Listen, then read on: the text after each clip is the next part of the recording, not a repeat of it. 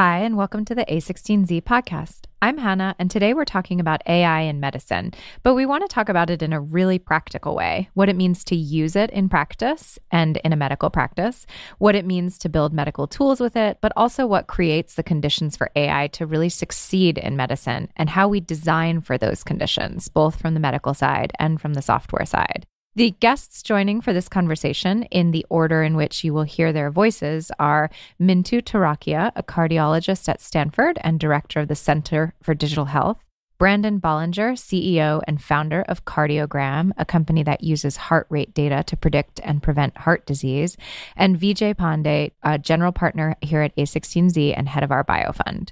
So let's maybe just do a quick breakdown of what we're actually talking about when we talk about introducing AI to medicine. What does that actually mean? How will we actually start to see AI intervene in medicine and in hospitals and in waiting rooms? AI is not new to medicine. Automated systems in healthcare have been described since the 1960s, and they went through various iterations of expert systems and neural networks and called many different things. In what way would those show up in the 60s and 70s? So at that time, there was no high resolution, there weren't too many sensors, and it was about a synthetic brain that could take what a patient describes as the inputs and what a doctor finds on the exam as the inputs. Using verbal descriptions? Yeah, basically words. People created, what are called ontologies and literary and classification structures, but you put in the 10 things you felt, and a computer would spit out the top 10 diagnoses in order of probability. And even back then, they were outperforming sort of average physicians. So this is not a new concept. So basically doing what hypochondriacs do with Google today, but verbally. Yeah. Right. So Google is in some ways an AI expression of that, where it's actually used ongoing inputs and classification to do that over time, much more robust neural network, so to speak. So an interesting case study is the Mycin system, which is from 1978, I believe. And so this was an expert system trained at Stanford. It would take inputs that were just typed in manually, and then it would essentially try to predict what a pathologist would show. And it was put to the test against 5 pathologists, and it beat all 5 of them. And it was already outperforming. It was already outperforming doctors, but when you go to the hospital, they don't use Mycin or anything similar. And I think this illustrates that sometimes the challenge isn't just the technical aspects or the accuracy, it's the deployment path. And so some of the issues around there are, okay, is there a convenient way to deploy this to actual physicians? Who takes the risk? What's the financial model for reimbursement? And so if you look at the way the financial incentives work, there's some things that are backwards, right? For example, if you think about kind of a hospital from the CFO's perspective, misdiagnosis actually earns them more money. What? Because when you misdiagnose, you do follow-up tests, right? And our billing system is fee for service. So every little test that's done is billed for. So but nobody wants to be giving out wrong diagnoses. Right, so where's the incentive? The incentive is just in the system, the money that results from it. No one wants to give an incorrect diagnosis. On the other hand, there's no budget to invest in better making diagnosis. sure it doesn't happen. And so I think that's been part of the problem. Yeah. And so things like fee for value are interesting because now you're paying people for, say, an accurate diagnosis or for a reduction in hospitalizations, depending on the exact system. And so I think that's the case where actually accuracy is rewarded with greater payment, which sets up the incentive so that AI can actually win in this circumstance. Where I think AI has come back at us with a force is it came to healthcare as a hammer looking for a nail. What we're trying to figure out is where you can implement it easily and safely with not too much friction and with not a lot of physicians going crazy, and where it's going to be very, very hard. And that, I think, is the challenge in terms of both developing these technologies, commercializing them, and seeing how they scale. And so the use cases really vary across that spectrum. Yeah, I think about there's being a couple of different cases where AI can intervene. One is to substitute what doctors do for already. And so people use the example of radiology as an example. The other area that I think is maybe more interesting is that AI can complement what doctors can't do already. So it would be possible for a doctor to, say, read an ECG and tell you whether you're in an abnormal heart rhythm. No doctor right now can read your Fitbit data and tell you whether you have a condition like sleep apnea. I mean, if you look at your own data, you can kind of see restful sleep has well-structured REM cycles, so you can see some patterns there. That said, the gold standard that a sleep doctor would use is a sleep study where they wire you up with 6 different sensors and tell you to sleep naturally. There's a big difference here between kind of the very noisy consumer sensors that may be less interpretable and what a doctor is used to seeing. Yeah, or it could be that the data is on the device, but the analysis can't be done yet. Maybe the analysis needs a gold standard data set to compare to. There are a lot of missing parts beyond just gathering the data from the patient in the first place. I think there's some inherent challenges in the nature of the beast. Yeah. Healthcare is unpredictable. It's stochastic. You can predict a cumulative probability, like a probability of getting condition X or diagnosis X over a time horizon of 5 or 10 years. But we are nowhere near saying, you're going to have a heart attack in the next 3 days. Prediction is very, very, very difficult. And so where prediction might have a place is where you're getting high fidelity data, whether it's from a wearable or a sensor. It's so dense that a human can't possibly do it, like a doctor's not going to look at it. And 2, it's relatively noisy, inaccurate, poor classifiers, missing periods where you don't actually have this continuous data that you really want for prediction. Right. In fact, the biggest predictor of someone getting ill with a lot of wearable studies is missing data because they were too sick to wear the sensor. Oh, that's so the very absence of the data is a big indicator. Yes, exactly. That's so interesting. I don't feel well enough to put on my what have you, and that means something's not right. Possibly, or you're on vacation. And so that's the problem. That's the other challenge of AI is context. And so what are some of the more simple problems where you have clean data structures, you have less noise, you have very clear training for these algorithms? And I think that's where we've seen AI really pick up in imaging-like studies. It's a closed-loop diagnosis. There is a nodule on an X-ray that is, cancer based on a biopsy proven later in the training data set, or there isn't. In the case of an EKG, well, we already have expert systems that can give us a provisional diagnosis on an EKG. They're not really learning. And so that's a great problem because most arrhythmias don't need context. You can look at it and make a diagnosis. We don't need them to learn. So that's why it's good to use right away, to apply this technology to immediately. You don't need everything. You don't need to mine the EMR to get all this other stuff. You can look at the image and say, is it probably, does it have a diagnosis or does it not? And so imaging of the retina, imaging of skin lesions, X-rays, MRIs, echocardiograms, EKGs, that's where we're really seeing AI pick up. I sort of divide the problems into inputs and outputs. And we've talked a little bit about some of the inputs that have newly become available, like EMR and imaging data. I think it's also interesting to think about what the outputs of an AI algorithm would be. And these examples are kind of self-contained, well-defined outputs that fit into the existing medical system. But I think it's also interesting to imagine what could happen if you were to reinvent the entire medical system with this assumption that we have a lot of data, intelligence is artificial and therefore cheap, so we can do continuous monitoring. So one of the things I think about is what are the gaps of people who do not have access to EKGs, right? Most people, like I've actually never had an EKG done aside from the ones I do myself. And most people actually in the US, you get your first EKG when you turn 65 as part of your Medicare checkup. Oh, wow. And they won't reimburse for anything after so that. late. People like my parents. So like my dad's an excavator. So he digs foundations for houses. And he hasn't seen a doctor in 20 years. And if he leaves the job site, the entire job site would shut down. So it's hard for some people. I think to go into the doctor's office between the hours of 9 to 5.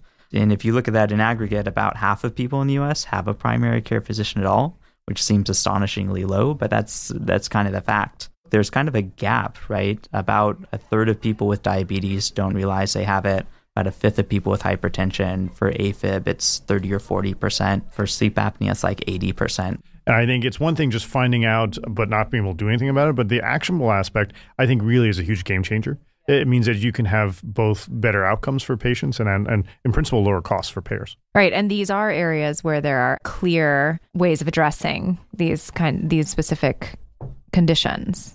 I will take a little bit of a different view here, which is that I don't know if AI, artificial intelligence, is needed for earlier and better detection and treatment. To me, that may be a data collection issue. How is that different from what we're saying about finding it early? How can that not be good? Because that may have to do with getting sensors out of hospitals and getting them to patients. And that's not inherently an AI problem.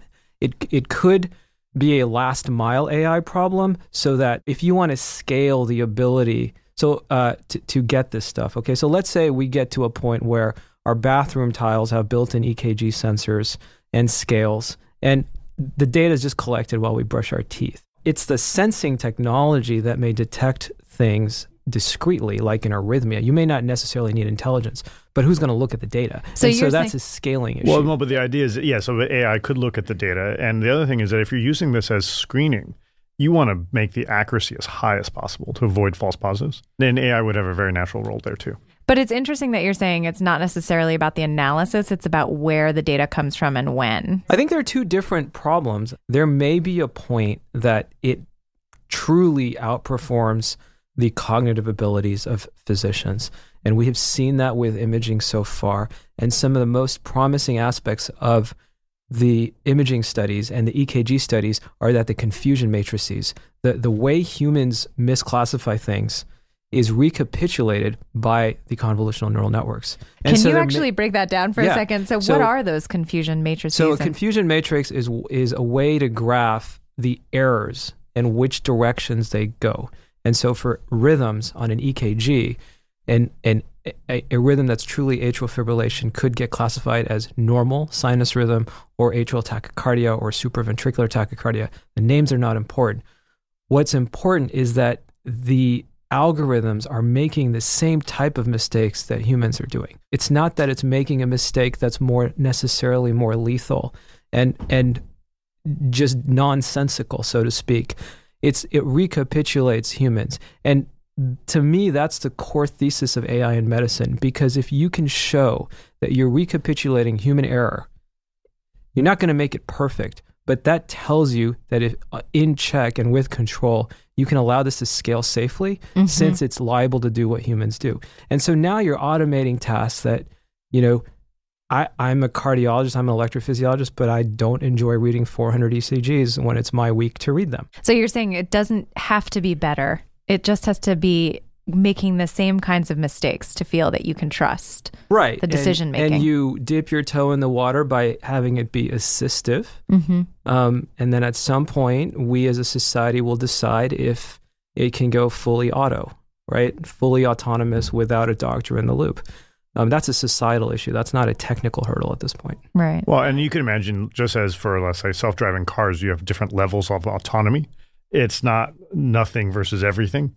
You can imagine level 1, level 2, level 4, level 5 as in self-driving cars. And so, and I think that would be the most natural way, because we wouldn't want to go from nothing to everything. Exactly. And just like a self-driving car, we as a society have to define who's taking that risk on, right? You can't really sue a convolutional neural network, but you might be able to make a claim against the physician, the group, the hospital that implements it. And how does that shake out? To figure out literally like how to insure against these kinds of errors. I think the way you think about some of these error cases kind of depends on whether the AI is substituting for part of what a doctor does today, or if the AI is doing something that's truly novel.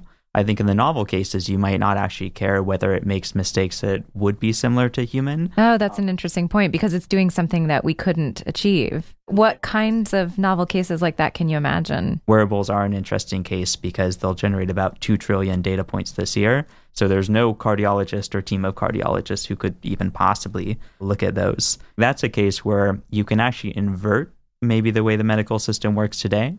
Rather than being reactive to symptoms, you can actually be proactive. And the AI can be essentially something that tells you to go to the doctor rather than something that the doctor uses when you're already there. Just to take radiology as an example, where you could have one level where it's as good as a common doctor, another level where it's as good as the consensus of doctors. Right. Another level is that it's not just using the labels of a radiologist would say on the image, it's using a higher level gold standard, like it's predicting what the biopsy would say. And so now you're doing something which would be into your kind of novel plus. Something that no human being could do. Yeah. And so, and it can do that because it in principle could fuse the data from the image and maybe blood work and other things that are easier to get than and much less risk inducing than removing tissue in a biopsy. So pulling those multiple streams of information into one, sort of synthesizing them, is another area that it's very difficult for a human being to do and very natural for a computer. It is very natural, but I think we need a couple things to get there. We need really dense, high quality data to train, and the more data you put in a model. I mean, so machine learning by definition is statistical overfitting.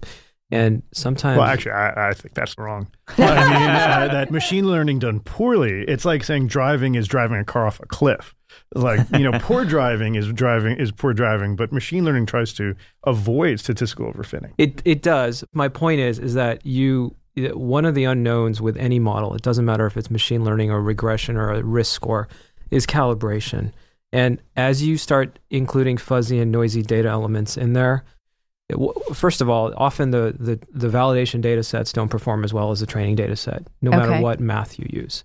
And why is that? Well, that's a sign of overfitting, and usually it's because there wasn't sufficient regularization during the training process. So overfitting is a concept in statistics to effectively indicate that your model has been so highly tuned and specified to the data you see in front of it that it may not apply to other cases. It can't generalize. So if you had to use a model and to identify a bunch of kids in a classroom and pick the kid who's the fastest, a overfitted model might say it's the redheaded kid wearing Nikes. Okay.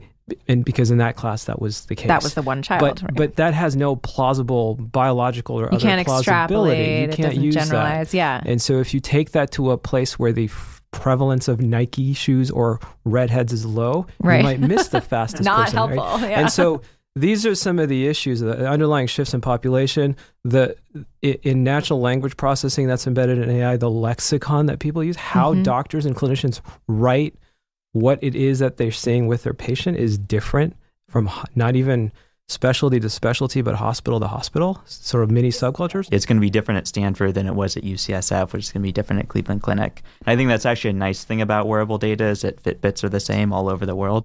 This label problem, though, is interesting because, in our context, each label represents a human life at risk, right? It's a person who came into the hospital with an arrhythmia. And so you're not going to get a million labels the way you might for a computer vision application. It'd be kind of unconscionable to ask for a million labels in this case.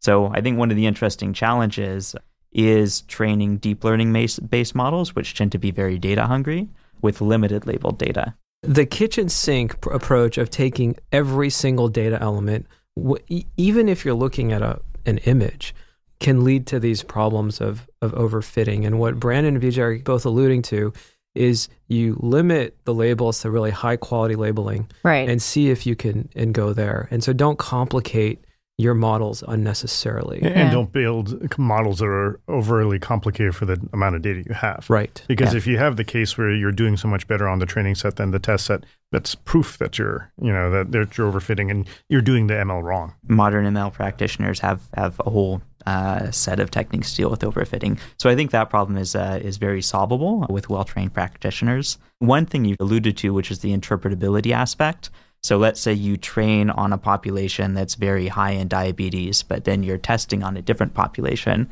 which has a higher or lower prevalence. That is kind of interesting. So identifying shifts in the underlying data. And what would that mean? So let's say we train on people in San Francisco and, everyone runs to work and eats quinoa all day. But then we go to a different part of the country where, maybe obesity is higher. Or you could be somewhere in the stroke belt where the rate of stroke is higher. It may be that the statistics you trained on don't match the statistics that you're now testing on. That's fundamentally a data quality problem. If you collect data from all over the world, you can address this. But it's something you have to be careful of. A while for that to happen as we start gathering the data in different ways. How does that actually even happen? How are these streams of data funneled in, examined, and fed into a useful system? So it used to be the way you'd run a clinical trial is that you would have, one hospital, you'd recruit patients from that hospital. That'd be it. If you got a couple of hundred patients, that might actually be quite difficult to attain. I think with ResearchKit, HealthKit, Google Fit, all of these things, you can now get 40 or 50,000 people into a study from all over the world, which is great, except the challenge that the first 5 ResearchKit apps had is that they got 40,000 people and then they lost 90% of them in the first 90 days. So everybody just drops out? Everyone just drops out because the initial versions of the apps weren't engaging.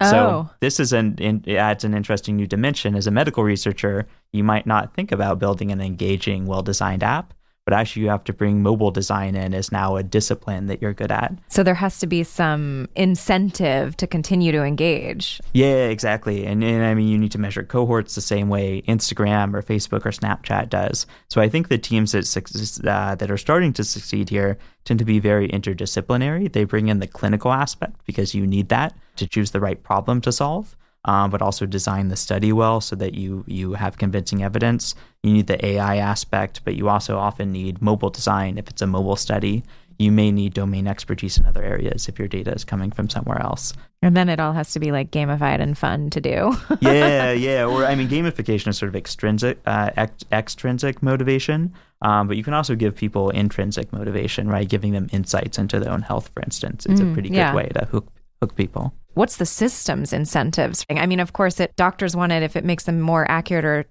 or to scale better. Patients want it if you can predict whether or not you're going to have a problem. How do we incentivize the system as a whole? I believe fundamentally it is going to come down to cost and scale and what willingness does a healthcare entity, whoever that may be, whether it's employer-based programs, insurer-based programs, accountable care organizations, are they going to be willing to take on risk to see the rewards of cost and scale? And so the early adopters will be ones who've taken on a little more risk. Yeah, I think, it is the challenges where the hope is in terms of value and in terms of better outcomes, but one has to prove it out and hospitals will want to see. The regulatory risk thing is being largely addressed by this new Office of Digital Health and the FDA, and they're really seem much more forward thinking about it.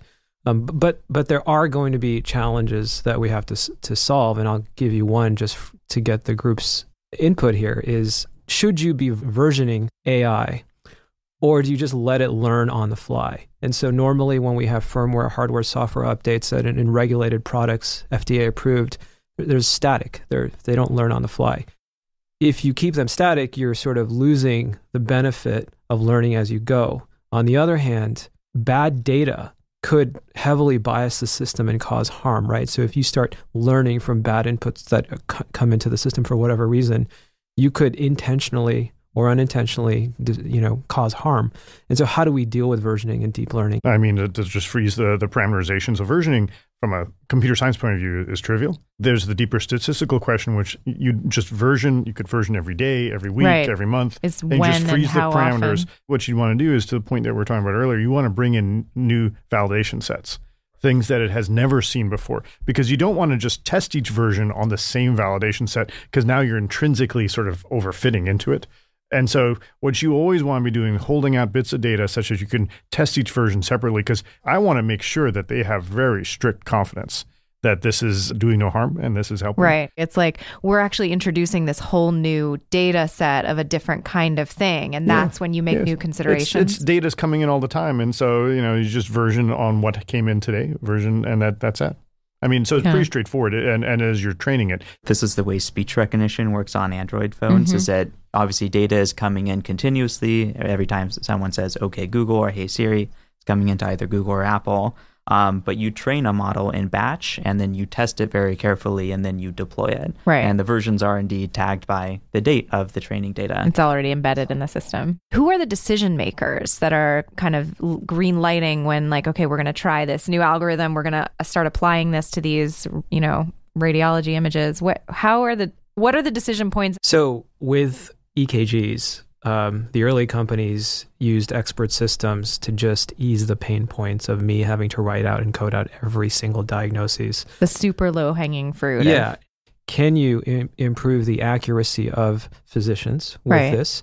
Can you increase their volume and bandwidth? Can you actually use it to see which physicians are maybe going off course, right? What if you start having a couple physicians whose error rates are going up? Right now with quality, the QI process isn't really based on random sampling. There's actually no standardized metrics for QI in any of this.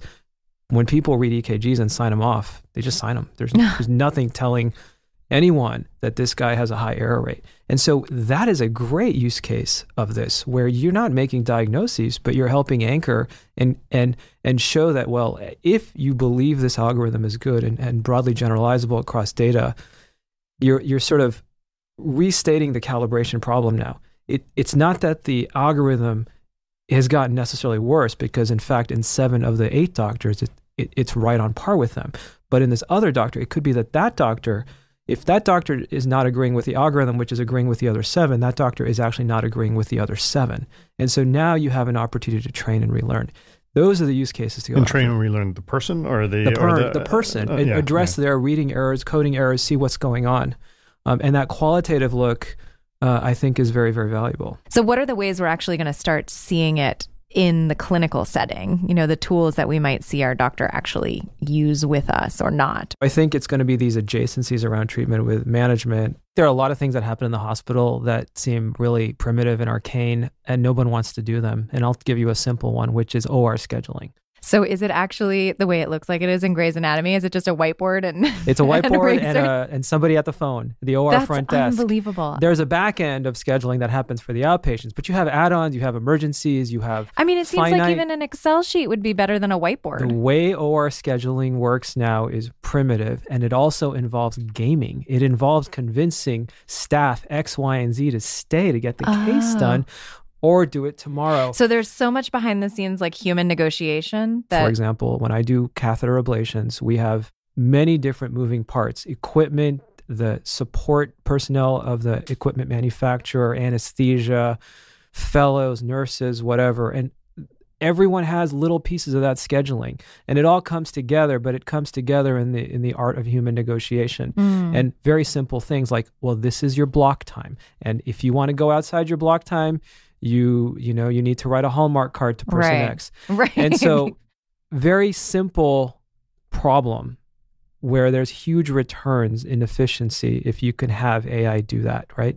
And the AI inputs over time could be like, well, you can really truly know which physicians are quick and speedy, which ones tend to go over there a lot of times, which patient cases might be high risk, which ones may need more backup, which should be done during daytime hours. But you could add their Fitbit data, and then you could tell who's drowsy at any given moment. Oh, that's fascinating. A little elaboration there. Whether or not they want to do it, whether they're how stressed are they feeling? And so people stay at times that they're really needed.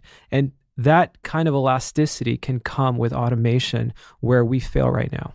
And so this is a great place where you are not making diagnoses. There's nothing you're being committed to by from a kind of, basic regulatory framework. You're just optimizing scheduling. So who actually says, so say that technology is available, and how do you actually get it in, where's the sort of confluence of the regulation and the actual rollout, and how does it actually make its way into a hospital, into a waiting room? There's an alternative model I've seen, which is that startups acting as full stack healthcare providers. So Omada Health or Virta Health would be examples of this, where if you have prediabetes or diabetes, respectively, the physician can actually refer the patient to one of these services. They have on-staff physicians. They're registered as providers with national provider IDs. They bill insurance just like a doctor would. And they're essentially acting as a provider who addresses the whole condition end to end. I think that case actually simplifies decision-making because you don't necessarily have to convince both Stanford and United Healthcare to adopt this thing. You can actually convince just a self-insured employer that they want to include one of these startups as part of their health plan. And so I think that simplifies the decision-making process. It ensures that the physicians and the AI folks are under the same roof. I think that's a model that we're going to see probably get the quickest adoption, at least in the payer world. There are many models, and which is the best model will depend on how you're helping in the indication and on the accuracy and what you're competing against and so on. So this is a case where probably we'll see the healthcare industry maybe reconstitute itself by vertical with AI-based diagnostics or therapeutics. Because if you think right now, providers are geographically structured. But with AI, every data point makes the system more accurate. presumably in an AI-based world, providers will be more oriented around a particular vertical. So you might have the best data network in radiology, the best data network in pathology. Oh, that's interesting. Yeah. Thank you so much for joining us on the A16Z podcast. Great. Thank you. Thank you. Thanks for having us.